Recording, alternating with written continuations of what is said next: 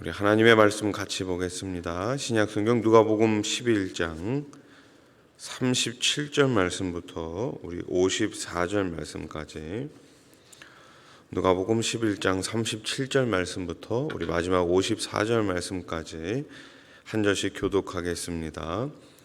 예수께서 말씀하실 때에 한 바리새인이 자기와 함께 점심 잡수시기를 청함으로 들어가 앉으셨더니,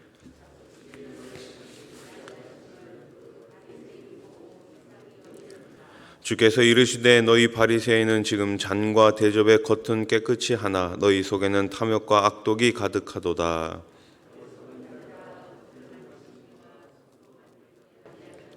그러나 그 안에 있는 것으로 구제하라. 그리하면 모든 것이 너희에게 깨끗하리라.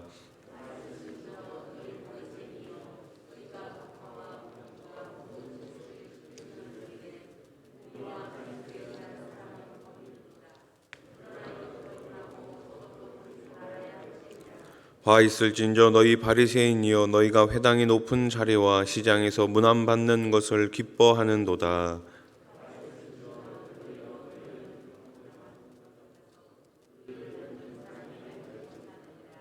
한 율법 교사가 예수께 대답하여 이르되, 선생님, 이렇게 말씀하시니 우리까지 모욕하심이니이다.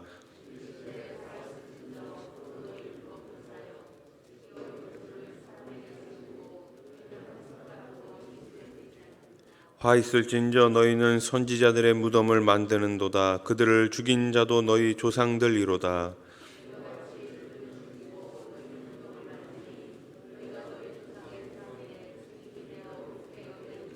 그러므로 하나님의 지혜가 일렀으되 내가 선지자와 사도들을 그들에게 보내리니 그 중에서 더러는 죽이며 또 박해하리라 하였느니라.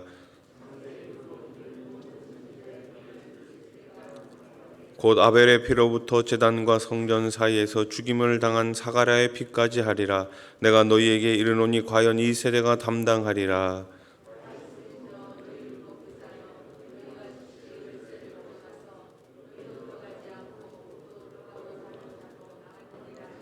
(53절) (54절) 같이 읽겠습니다. 거기서 나오실 때에 서기관과 바리새인들이 거세게 달려들어 여러 가지 일을 따져 묻고 그 입에서 나오는 말을 책잡고자 하여 노리고 있더라. 아멘. 우리 예수님은 이 땅에 빛으로 오셨습니다. 빛이신 예수님. 그런데 이 예수님을 알지 못하는 어두운 눈을 가진 대표적인 무리가 바로 오늘 본문에 등장하는 바리새인과 율법 교사들이었습니다. 그들은 거짓 믿음으로 하나님을 섬기는 채 하는 자들이었죠. 예수 그리스도를 보면서도 그분이 하나님이심을 알지 못했습니다. 오히려 항상 예수님을 고발할 기회를 노리고 있었습니다. 그들이 이런 움직임에도 예수님은 전혀 위축되지 않으셨고 도리어 그들의 죄를 꾸짖으며 회개를 촉구하십니다. 한 바리새인이 예수님을 식사 자리에 초대했습니다. 예수님은 그 자리에서 손을 씻지 않으셨죠. 이는 바리새인들이 지키던 율법 전통에 어긋난 행동이었습니다. 이에 바리새인은 깜짝 놀랐습니다. 그런 그에게 예수님은 뭐라고 말씀하십니까? 오늘 본문 39절 말씀을 우리 한 번 더 같이 읽어보겠습니다. 시작. 주께서 이르시되 너희 바리새인들은 지금 잔과 대접의 겉은 깨끗이 하나 너희 속에는 탐욕과 악독이 가득하도다. 아멘. 손을 씻지 않는 예수님에 대해서 좋지 않게 바라보는 그 바리새인을 향해 예수님은 뭐라고 말씀하시는 거예요? 하나님 앞에서는 겉이 중요한 것이 아니라 내면이 더 중요하다라는 말씀을 하고 계십니다. 바리새인들 안에 있는 탐욕과 악독을 버리고 선한 의도로 백성을 구제하는 것이 하나님이 원하시는 진정한 정결임을 말씀해주고 있습니다. 율법의 본질은 외적 정결이 아닌 내적인 정결입니다. 눈에 보이는 것이 중요한 것이 아니라 오히려 눈에 보이지 않는 부분이 더 중요하다라는 말씀이죠. 예수 그리스도께서는 이 땅에 율법을 완성시키기 위해서 오셨습니다. 사람들이 외적 정결함으로 만족하고 있을 때 예수님께서는 율법의 본질을 완성하신 것이죠. 자, 이제 42절부터 바리새인이 당하게 되는 세 가지 화에 대해 예수님은 설명하십니다. 예수님은 바리새인들을 향해 세 가지 화를 선포하셨는데 그 중에 첫 번째가 무엇입니까? 그들이 물질적 11조는 드리지만 사회적으로 공의를 행하는 것과 하나님을 사랑하는 마음은 버렸기 때문에 이들에게 화가 임할 것이라고 선포하십니다.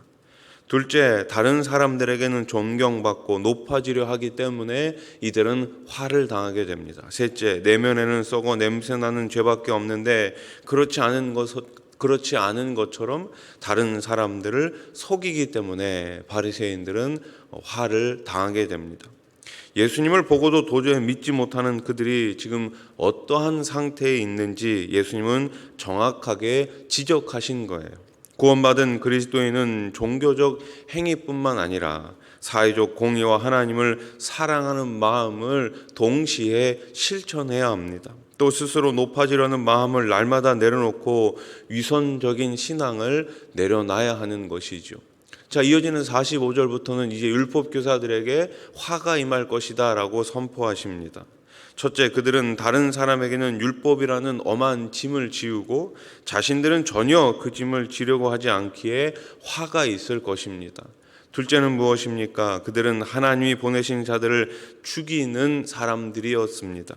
결국 그들은 예수님도 죽이게 되죠. 마지막 세 번째는 무엇입니까? 그들은 하나님의 말씀에 순종하지 않았고 다른 사람들도 순종하지 못하도록 했기 때문에 이들은 화를 당하게 될 것입니다.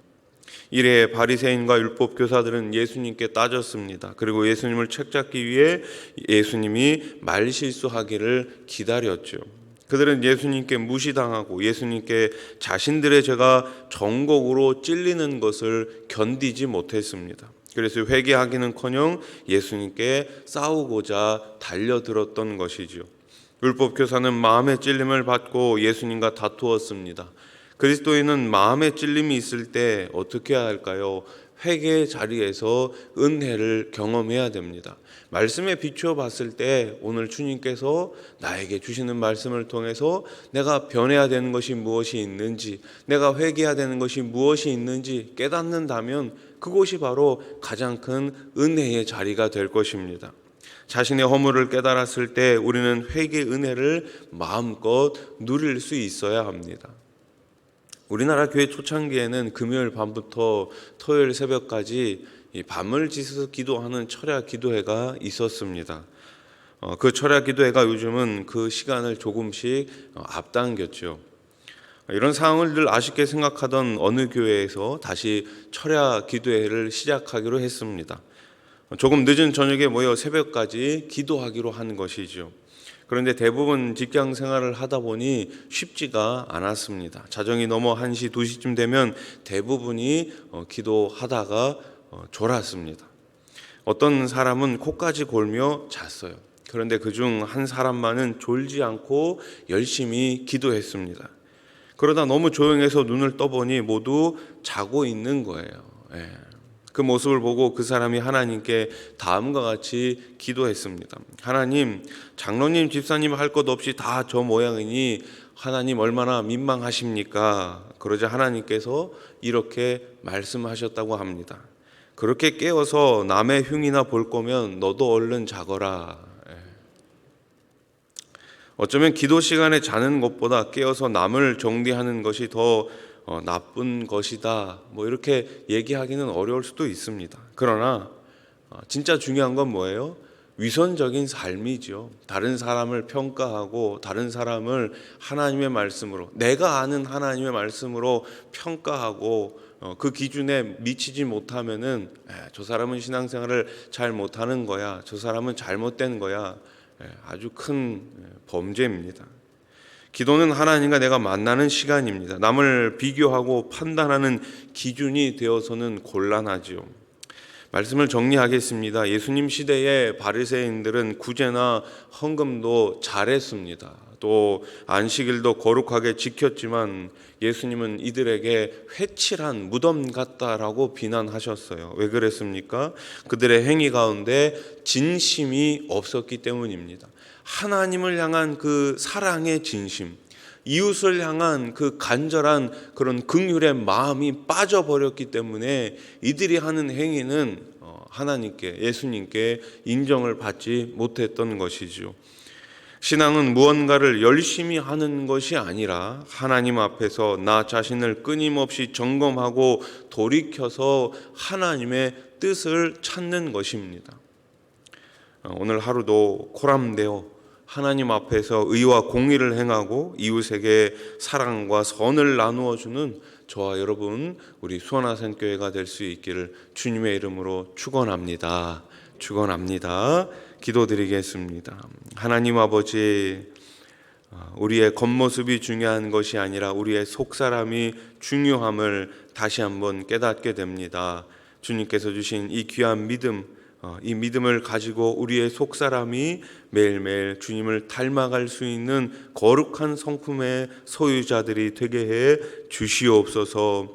하나님을 더욱 뜨겁게 사랑하고 이웃에게 하나님의 사랑을 증거하며 선을 나누어 줄 수 있는 우리 수원하산교회가 되게 해 주시옵소서. 오늘 하루도 이 새벽에 주님 앞에 나왔습니다.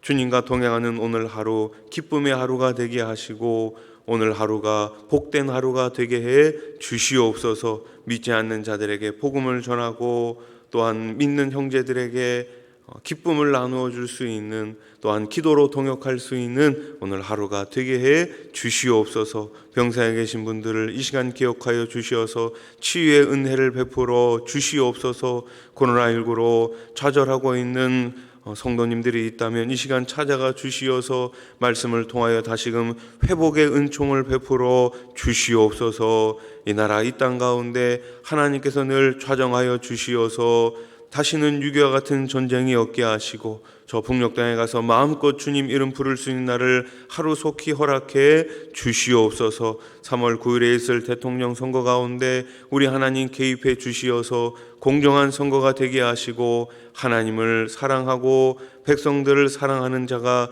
꼭 대통령에 당선되게 해 주시옵소서. 하나님 아버지, 특별히 우리 청년들을 기억해 주시옵소서. 청년의 때에 하나님을 꼭 만나게 하시고 이번 수련회를 통하여서 다시금 예수 그리스도 그 이름 붙들며 승리자의 삶을 살아갈 수 있는 우리 청년들이 다 되게 해 주시옵소서. 예수님의 이름으로 기도하옵나이다. 아멘.